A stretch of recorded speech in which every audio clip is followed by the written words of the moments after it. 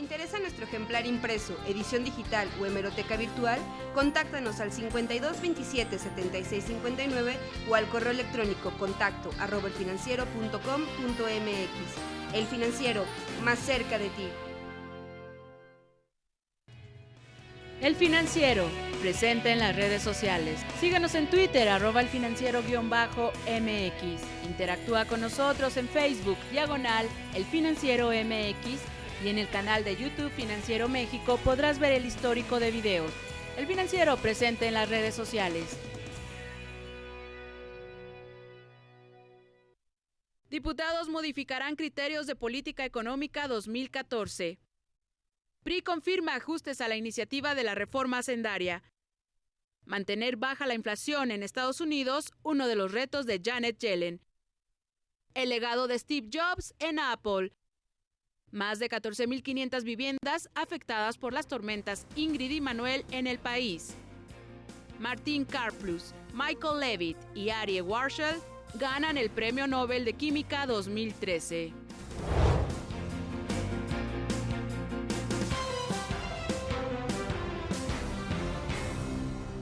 Hola, ¿qué tal? Muy buenas tardes, gracias por acompañarnos. Como siempre, el Financiero Noticias. Mire, hoy en la Cámara de Diputados comenzó la discusión del paquete económico para el 2014, que bueno, incluye por supuesto la reforma hacendaria. Antonio Hernández nos tiene el reporte. Antonio, ¿qué tal? Muy buenas tardes, adelante. ¿Qué tal, Lucero? Muy buenas tardes. Pues te informo que la Comisión de Hacienda y Crédito Público de la Cámara de Diputados se declaró en sesión permanente para la discusión de la reforma hacendaria 2014. Sobre esto, el presidente de la comisión, José Isabel Trejo, afirmó que si bien los partidos políticos ya llegaron a un acuerdo sobre los impuestos que no se estarían aplicando el año próximo, pues hasta el momento no hay nada dictaminado, con lo cual hizo un llamado a la prudencia en el tema recaudatorio que estaría aplicando el año próximo. ¿Qué te parece si escuchamos al diputado del PAN? Yo creo que en materia de impuestos sí vale aquella frase de que entre el plato y la boca se cae la sopa. Y entonces ahí más vale ser muy cuidadosos. Porque de repente usted dice, llevo un acuerdo en IVA, en tal aspecto, y luego se le cae y usted queda mal parado. Y además los sociales van a decir, bueno, están jugando, ¿no? Y bueno, Lucero, un tema importante es que la Comisión de Hacienda pues ya está adelantando que dentro de la discusión de la reforma hacendaria pues estarían modificando los criterios económicos para el año próximo, esto es el PIB, la inflación, entre otros, debido pues a todos los pronósticos que han reducido el crecimiento económico que tendría México el año próximo. Escuchemos. Sí está en la discusión revisar las variables económicas. Ya hay una polémica pública entre el Fondo Monetario Internacional que pronostica un crecimiento de 1.2 este año y el secretario de Hacienda que dice que sostiene su pronóstico de crecimiento. Y eso modifica también porque ha pasado así en otras reformas. Finalmente, Lucero, te comento que la Comisión de Hacienda está previendo que el lunes 14 o a más tardar el martes 15 de octubre ya se tendría listo un dictamen sobre la reforma hacendaria y que el viernes 18 de octubre pues el Pleno ya la estaría votando, con lo cual pues ya tendríamos la reforma que se estaría aplicando a partir de 2014. Este es el reporte. Antonio, muchas gracias por la información, muy buenas tardes. Y como parte de la discusión de esta reforma, la Comisión Nacional de Sistema de Ahorro para el Retiro, la CONSAR, afirmó que el seguro de desempleo propuesto en esta iniciativa pues es una invitación a la formalidad para los trabajadores. Escuche. El seguro de desempleo lo que busca es atraer a los trabajadores que tal vez sí tienen la posibilidad de decidir si estar en la informalidad y la formalidad, y que no lo hacen porque la informalidad, pues en fin, se está bajo el radar y por tanto se tiene algunas ventajas, entre comillas, porque en el largo plazo son desventajas. Bueno, la dirigencia nacional del PRI y sus legisladores federales acordaron aceptar cambios a la propuesta original de la reforma hacendaria del presidente Enrique Peña Nieto, como eliminar el IVA en colegiaturas, a intereses hipotecarios y también a la renta de casas. César Camacho Quirós dijo que el propósito pues es que la iniciativa sea aprobada en tiempo y en forma. Por ello, el PRI, sensible y responsable política y socialmente hablando, ha llevado a cabo una serie de reuniones, de intercambio de impresiones y está listo y dispuesto en unidad a llevar a cabo una serie de ajustes para que la propuesta de reforma hacendaria pueda llegar a buen fin, a buen puerto.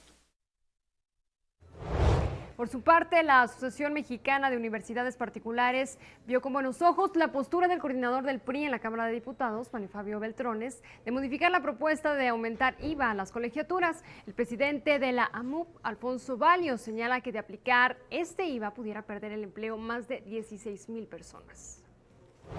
Yo creo que de esa sensibilización ha habido la manifestación de que no piensan que vaya a aprobarse esta legislación en lo que al IVA se refiere.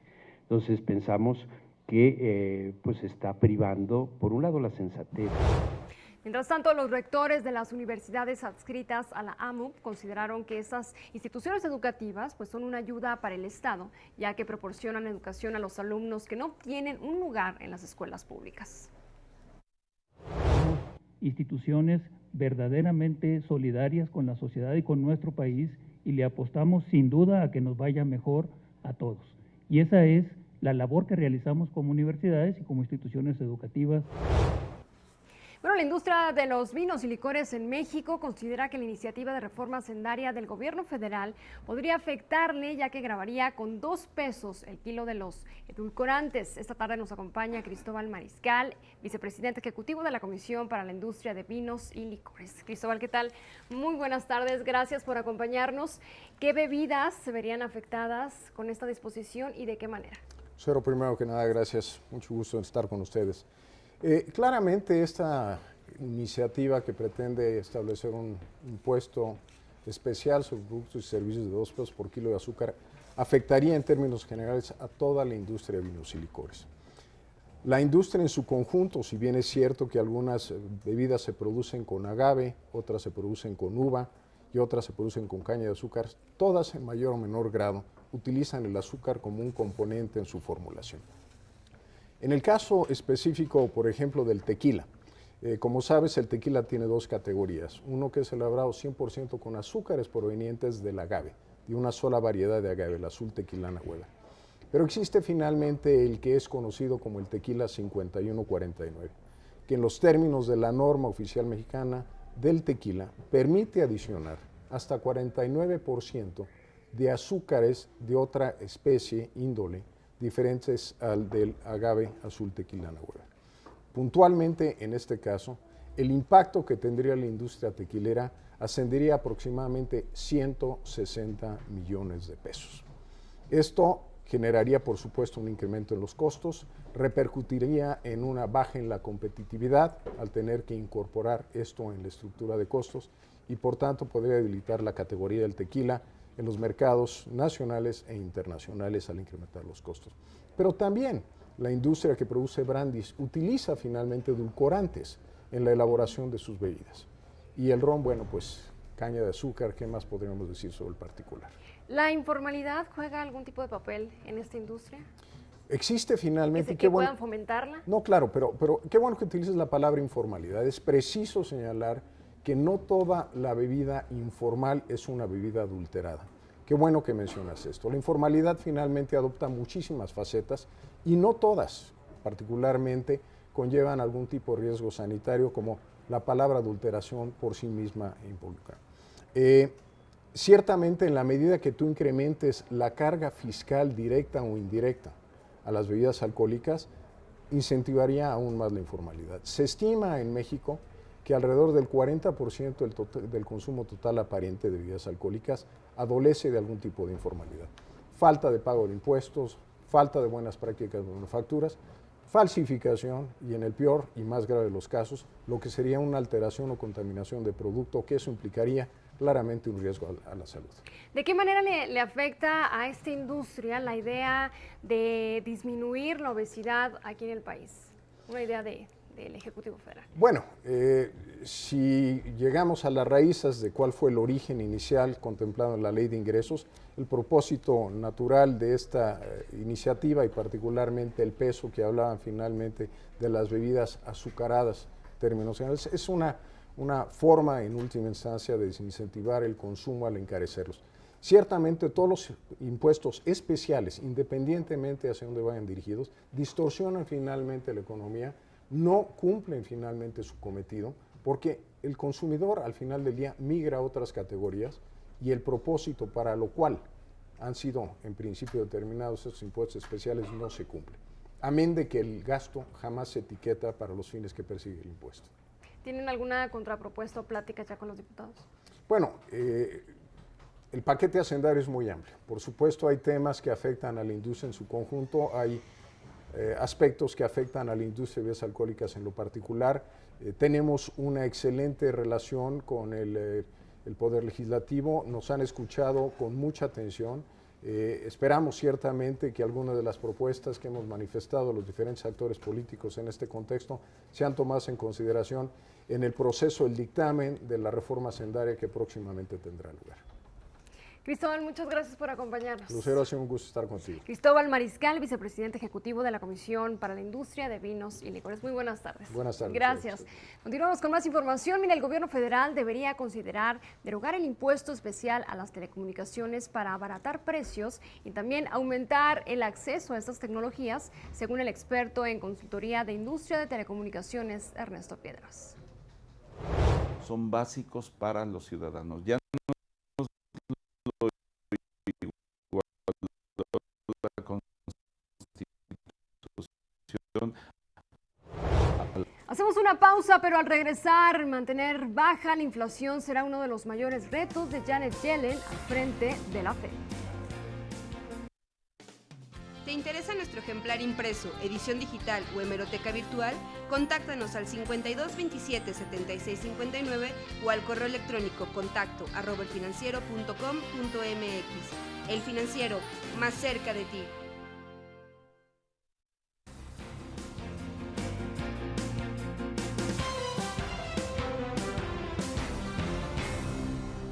La vicepresidenta de la Reserva Federal, Janet Yellen, fue nominada esta tarde por el presidente de Estados Unidos, Barack Obama, para reemplazar a Ben Bernanke, actual presidente de la Fed. Aunque su nominación todavía debe ser confirmada por el Senado, Yellen dará continuidad a las políticas de la Fed impulsadas durante el mandato de Bernanke, por lo que los analistas ya prevén que sea cautelosa a la hora de reducir las políticas de estímulo actuales para impulsar a la mayor economía del mundo. Y en este mismo entorno, los mercados en Estados Unidos tuvieron resultados mixtos tras conocerse precisamente que Janet Yellen, de ser aprobada por el Senado, debería y sería la próxima presidenta de la Fed. Carla Palomo nos tiene más información desde Nueva York. Carla, adelante. Hola, ¿qué tal? Buenas tardes, Lucero. A pesar de la paralización del gobierno, Wall Street consiguió reponerse y todo gracias a la nominación de Janet Yellen para presidir el banco más poderoso del mundo y no se apresurará para reducir el estímulo de la economía, según esperan los inversionistas. En una jornada llena de altibajos, el principal indicador Dow Jones avanzó 0.18%. El S&P 500 tampoco se quedó atrás, logrando un ligero repunte. El Nasdaq no corrió con la misma suerte y extendió sus pérdidas por tercer día seguido. La expectativa en Wall Street es que la respetada economista continúe con la política monetaria de la Reserva Federal, dando un poco de alivio a los inversionistas. La nominación de Yellen fue anunciada por el presidente Barack Obama una hora antes que cerraran los mercados.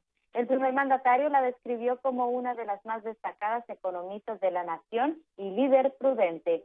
Uno de los grandes desafíos que enfrenta Yellen, de 67 años, es cuándo y cómo empezará la Fed a reducir la compra de bonos del Tesoro, que asciende a $85 mil millones al mes, sin que afecte la aún frágil economía que sigue recuperándose de la peor recesión económica desde la Gran Depresión.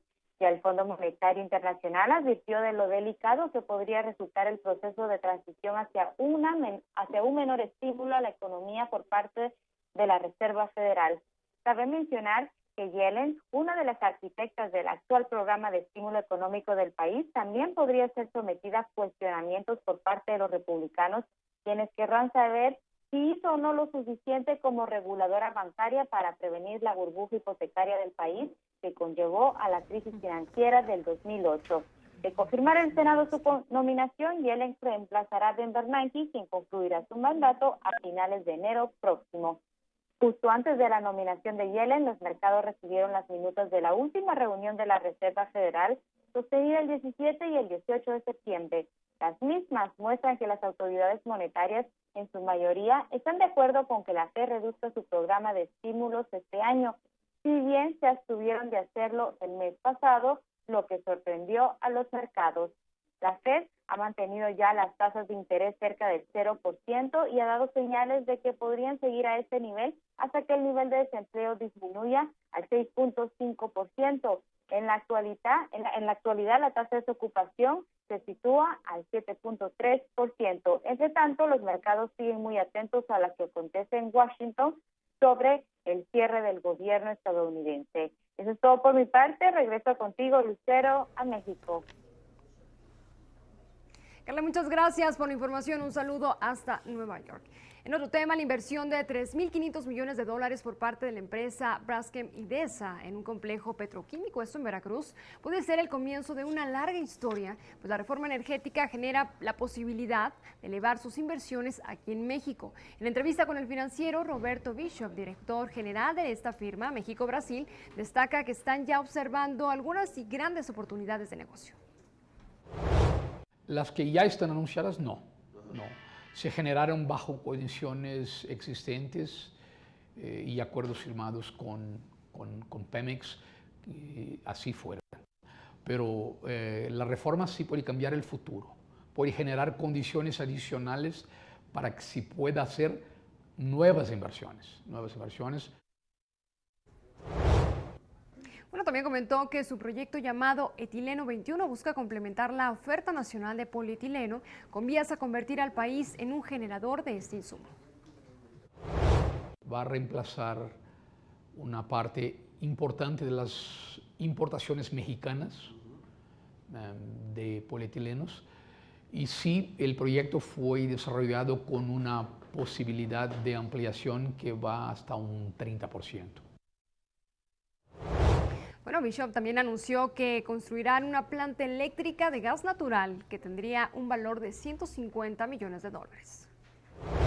Un complejo petroquímico necesita insumos importantes para su operación. Uno de ellos es energía eléctrica y otro es vapor. Tomando en cuenta la necesidad que tenía Etileno 21, tomamos una decisión de invertir en la producción de 150 megawatts. Es una inversión de alrededor de $150 millones que ya es un hecho. El director general de Hermes Infraestructura, le hablo de Alberto Pérez Jácome, dijo que la compañía está interesada en cualquier proyecto de desarrollo de vías de comunicación terrestre, sobre todo si se trabaja bajo el esquema de proyectos de prestación de servicios conocidos como PPS. Ya estamos analizando, falta simplemente ver cuál va a ser la definición por parte de las autoridades del tipo de proyecto que encauce en el esquema que estamos buscando, pero así es, cualquier tipo de proyecto PPS. El directivo detalló que los proyectos carreteros de la Secretaría de Comunicaciones y Transportes son muy ambiciosos y también requieren una mayor inversión del sector privado. No se va a poder realizar si no se involucran jugadores privados en el financiamiento y en la aportación de capital. Es por ello que estamos poniéndole una especial atención, sin que por ello te diga yo que dejaremos de participar en proyectos de obra pública tradicional. En información tecnológica, Samsung presentó el primer smartphone del mundo con una pantalla curvada. Galaxy Round pues es la primera herramienta que ha incorporado ya a la firma a su batalla por el mercado con Apple. La pantalla de 5.7 pulgadas tiene una ligera curva horizontal y pesa menos que el Galaxy Note 3, lo que según la compañía le pudiera permitir una mayor comodidad al usuario. Mientras tanto, Google entra ya al negocio de la música digital aquí en México. Miren, la firma lanzó en nuestro país su primer servicio en línea, Google Play Música, en el que los usuarios pueden almacenar hasta 20,000 canciones en la nube de manera gratuita. Durante los primeros 30 días, el servicio ofrecerá acceso ilimitado a la biblioteca musical. Y a 2 años de la muerte del genio de Apple, le hablo de Steve Jobs, Octavio Castillo ha preparado una serie de trabajos especiales sobre el legado de este gran personaje. Octavio, ¿qué tal? Muy buenas tardes, gracias por acompañarnos. Buenas tardes, Lucero. ¿Qué nos traes esta tarde? Pues mira, el sábado pasado se cumplen 2 años del aniversario luctuoso de Steve Jobs y mucho análisis se ha hecho en torno a qué ha sucedido con Apple y qué sucede con sus productos y el liderazgo que Steve Jobs le imprimió a esta compañía, así que nos dimos a la tarea de preparar una serie de 3 reportajes en torno a la figura, a la marca y a sus productos. El día de hoy vamos a hablar un poco de quién fue Steve Jobs y cómo llevó a Apple a donde está el día de hoy, y hablaremos posteriormente también de cómo revolucionó el marketing y cómo se revolucionó también la electrónica de consumo gracias a Apple y a Steve Jobs, así que te invito a que veamos la primera parte, que es quién fue Steve Jobs y cómo armó Apple. Vamos a verlo. Apple es una de las empresas pioneras en la industria de la tecnología y también una de las más influyentes en el mundo. En gran medida, su éxito se debió al liderazgo de uno de sus fundadores, Steve Jobs, quien desde el inicio estableció la excelencia como uno de los pilares de la compañía. And not settling for B and C players, but really going for the A players. And I found something. I found that when you get enough A players together, when you go through the incredible work to find, 5 of these A players, they really like working with each other because they've never had a chance to do that before.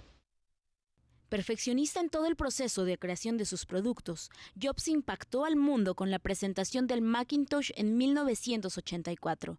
Sin embargo, a inicios de los 90 fue despedido por la junta directiva de la empresa que él había fundado. En este periodo, creó la compañía Next, dedicada a fabricar computadoras para universidades, y también fundó Pixar, el estudio de animación más importante del mundo. En 1997, regresó a la compañía para convertirla en un referente tecnológico.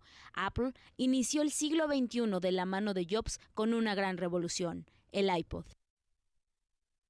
Vino a revolucionar en muchas cosas. Un día nos revolucionaron con el iPod y no solo cambiaron el dispositivo para escuchar música, sino en buena medida la industria musical con el formato MP3. Los derechos de autor se modificaron radicalmente. Al iPod le siguió el iPhone y después el iPad. Pero el éxito de Apple no solo se debe a la búsqueda de la excelencia y las ideas innovadoras de Steve Jobs. Quienes trabajaron con él reconocen su disciplina y gran trabajo. Very, very hard-working man. I used to come into work early, 6:30, 7 o'clock. There'd be one person in the building sleeping under his desk. That was Steve Jobs.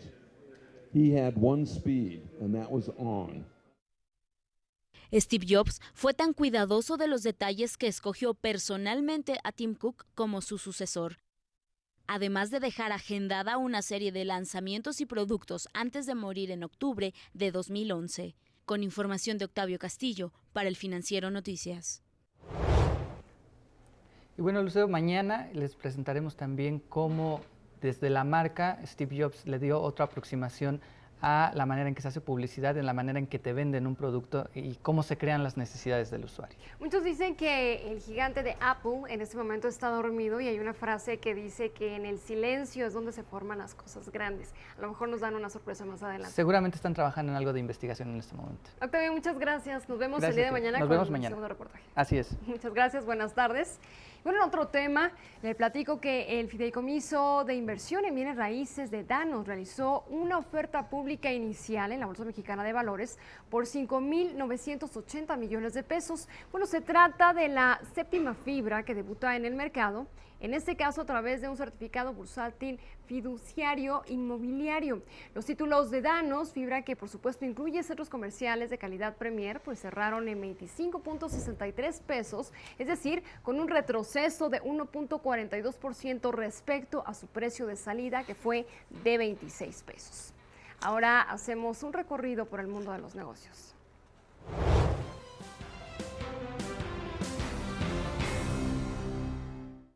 A pesar de tener un mercado potencial de 1.200 millones de personas, la cadena Walmart decidió terminar el convenio en la India con la empresa minoritaria Bharti Enterprises. La decisión fue tomada luego de que nuevas normas empresariales obligan a compañías extranjeras a comprar el 30% de sus productos a empresas locales.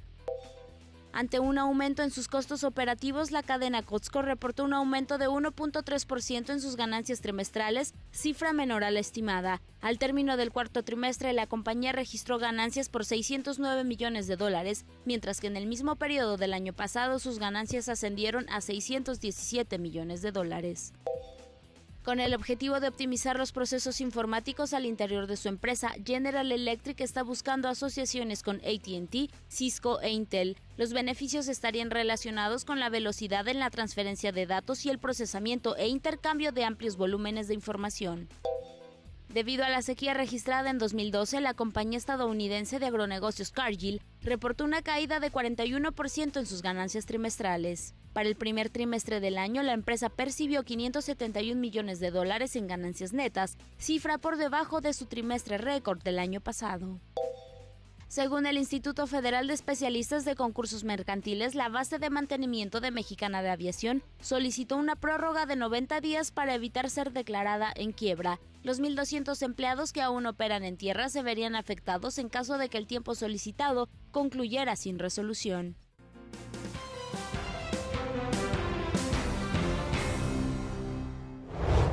Hacemos una pausa, pero al regresar el gobierno federal canalizará 525 millones de pesos para reactivar las MIPYMES. ¿Te interesa nuestro ejemplar impreso, edición digital o hemeroteca virtual? Contáctanos al 5227-7659 o al correo electrónico contacto@elfinanciero.com.mx. El Financiero, más cerca de ti. El Financiero, presente en las redes sociales. Síguenos en Twitter, @elfinanciero_MX. Interactúa con nosotros en Facebook, /El Financiero MX, y en el canal de YouTube Financiero México podrás ver el histórico de videos. El Financiero, presente en las redes sociales.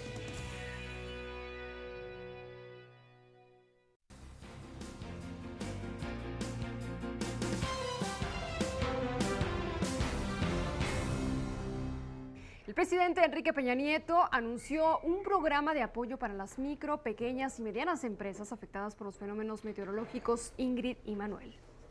El gobierno de la República canaliza ya 525 millones de pesos para reactivar a las MIPYMES en los municipios con declaración de desastre natural. Bueno, adicionalmente, a través del Sistema Nacional de Garantías, el gobierno federal canalizará vía Nacional Financiera 300 millones de pesos para poder respaldar los créditos de las empresas afectadas con montos desde 100,000 y hasta 2 millones de pesos. Empresas que ya se vieron beneficiadas por programas como Todos por Acapulco podrán adquirir un nuevo crédito de hasta 2 millones de pesos para cubrir sus adeudos y tener liquidez. Con estos recursos se generará una derrama de financiamiento de 1.500 millones de pesos. Bueno, el presidente también pidió conformar un frente de reconstrucción para poder cambiar la situación de rezago y pobreza que enfrentan algunas comunidades, pero no solo de Guerrero, sino de todo el país. Es importante que hagamos un frente común para realmente lograr cambiar el rostro, lamentablemente, de pobreza, de hambre que se vive en comunidades muy apartadas. Bueno, en esta reunión se informó que 14.564 viviendas en 22 estados del país resultaron dañadas por el impacto de las tormentas, de las cuales 8.500 se reportaron en Guerrero. En otra información, los investigadores Martin Karplus, Michael Levitt y Ari Warshel fueron reconocidos por la Real Academia de Ciencias de Suecia con el Premio Nobel de Química 2013 por el desarrollo de modelos multiescala para sistemas químicos complejos. Su investigación ayudó a que mediante programas de computación y modelos informáticos pudieran desmembrar procesos químicos, eficientar y también mejorar la producción de productos como las celdas solares y los medicamentos. Bueno, la riqueza global aumentó 68% en los últimos 10 años para llegar a un histórico de 241 billones de dólares, esto según un reporte del banco Credit Suisse. Las naciones más adineradas son Suiza, donde los activos promedio por adulto ascienden a $513,000, Australia con 403,000, Noruega con 380 y Luxemburgo con 315. Bien, Estados Unidos no figura en los primeros lugares, pero es el país con mayor número de personas que tienen una fortuna de más de 50 millones de dólares. Mientras tanto, en Brunei inició la primera cumbre ASEAN-Estados Unidos. Durante este evento, el secretario de Estado John Kerry aseguró que la cooperación con la Asociación de Naciones del Sureste Asiático continúa como una alta prioridad para la administración Obama. Cabe mencionar que China está buscando aprovechar, por supuesto, la ausencia de Obama para mostrar su creciente influencia en todo el mundo. Por su parte, la Organización para la Prohibición de Armas Químicas informó que las autoridades de Siria muestran ya cooperación en el proceso de destrucción del arsenal. Expertos internacionales prevén visitar 20 zonas en los próximos días y también pudieran eliminar las armas químicas para mediados del próximo año, del 2014, si logran el apoyo de todas las partes en el conflicto. Bueno, el acceso a vivienda, pues sin duda alguna es uno de los temas que más preocupan a las familias mexicanas, pero ¿cómo hacen los trabajadores informales para poder adquirir un crédito Infonavit? Claudia Alcántara, por supuesto que nos cuenta. Adelante, Claudia. Gracias, Lucero. Tuvimos una entrevista exclusiva con el Infonavit en donde nos presentó la trayectoria ascendente del volumen de créditos hipotecarios de trabajadores que ya no cuentan con una relación laboral formal y que se han autoempleado o se han pasado a la informalidad. Esta y más información en la edición impresa del Financiero del día de mañana. Muchas gracias, muy buenas tardes. El día de mañana te leemos. Hasta aquí la información más relevante de esta tarde. Gracias a usted por acompañarnos. Seguimos en contacto a través de las redes sociales que aparece como siempre en su pantalla y los invito a estar informados como cada tarde a través del financiero.com.mx. Nos vemos mañana en punto de las 6 de la tarde. Muchas gracias.